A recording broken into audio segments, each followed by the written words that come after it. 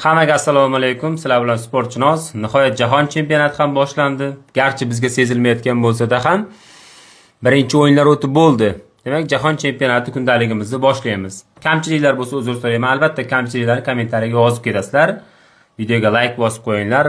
Garchi bunga arzimasak-da, chunki endi boshlayapmiz. Albatta xato kamchiliklar bo'ladi. Maqsad nima? Bir oy davomida har kuni sizlarga jahon chempionatida bo'lgan o'yinlarni, qiziqarli vaziyatlari, sharhlari, qanaqa bo'lgan, qisqasi aytganda keraksiz o'yinlarni ham sizlar uchun ko'rib boraman va fikrlarimni berib boraman. Aytgancha bu yerda qanaqadir bir videolar qo'yilmaydi, bilasizlar, YouTube buni yoqtirmaydi. Ya'ni demak boshladik. Demak kecha, ya'ni mana shu video jahon chempionatining birinchi tur o'yinlari boshlandi. Meksikada Azteca stadionida va u yerda O'zbekiston ham o'ynaydi. Meksika terma jamoasi hamda Janubiy Afrika Respublikasi kuch sinashdi. Birinchi o'yin o'ylaganimdek zo'r bo'lmadi, faqat oxirdagi qizil kartochkalar aytmaganda. Meksika o'yinda ustunlik qildi birinchi taymda. Ko'rganlar bo'lsa kerak, ko'rmaganlar bo'lishi uchun ham aytib o'taman. Birinchi taymda to'liq Meksikani ustunligida kechdi va u hisobga ham ko'chdi. Birinchi taymdagi gol urgan futbolchi Saudiya Arabistoni chempionatida o'ynashi ham, Saudiya Super Ligasida o'ynar ekan. Birinchi marta ko'rishimda va Saudiyani kuzatib bormaymiz.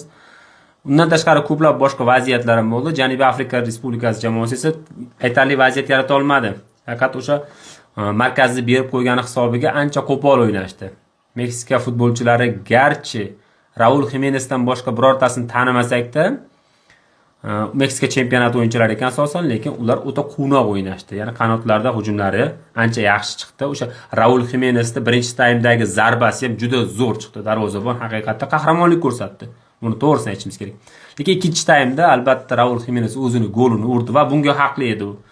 Raul Jimenezning bu birinchi goli ekan jahon chempionatlarida. Albatta bunaqa bo'lishini men o'zim kutmagan ekanman. Raul xuddi nazarimda Meksikada bir uzoq yillardan beri o'ynayotgandek tuyuladi.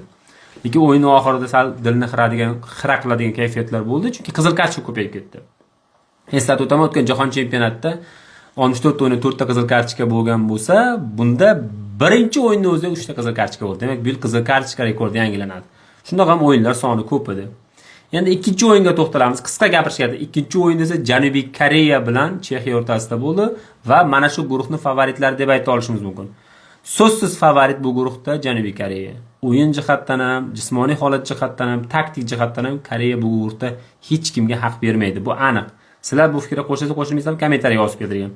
O'yinda ham bu o'z so'zini topdi. Garchi chexlar birinchi hisobni ochgan bo'lsa-da, Koreya albatta gol urishini adekvat muxlis bilib turgan edi. Va o'sha koreyalik o'sha Feyenoordda o'ynaydigan futbolchisi gol urdi. Nomi ham qiyinroq edi. Va keyin ularni ikkinchi goli ham uzoq kuttirmadi. Bular Chexiyada gol urgan, lekin afsus ofsayd sifatida hisobga olinmadi, lekin Koreya o'zini golni urib g'alabani olib ketdi va to'liq haqli edi deb ayta olamiz. Va bu guruhda Koreya 9 ochko olishiga men ishonaman, 99%, va ikkinchi o'rin uchun Chexiya Respublikasi hamda Meksika kurash olib boradi. Bunda ozgina uy faktori bo'yicha Meksika o'ziga ustunlik qiladi, lekin Chexiya olib qo'yish ham mumkin, chunki Chexiyada baribir Yevropa standarti o'yinchilari ko'proq. Bunda bitta Raul Jimenez bo'lganimi, bunda so'fallar borda baribir. Va bu guruhning so'zsiz outsideri bu Janubiy Afrika Respublikasi. Ochig'i Janubiy Afrika Respublikasi hech qanaqa ochko ishlolmasligi ham mumkin.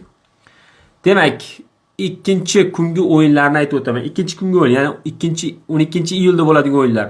00:00 da Kanada, O'zbekiston vaqti bilan 00:00 da Kanada hamda Bosniya o'ynaydi. Zo'r TVda olib berilar ekan. Keyingi o'yin ertalabki soat 6 da AQSh Paragvay. Bu ham zo'r TVda olib beriladi. Albatta bu o'yinlarni O'zbekistonda kamdan kam odam ko'rsa kerak. Va birinchi turda birinchi kungi o'yinlarni hisoblarini aytib o'taman. Meksika Janubiy Afrika Respublikasi 2-0, Janubiy Koreya Chexiya 2-1. Sportchinoz YouTube kanaliga obuna bo'linglar, kuzatib boringlar, like bosinglar, yana qayta aytib o'taman va har kuni mana shunaqa videolar qo'yib boraman.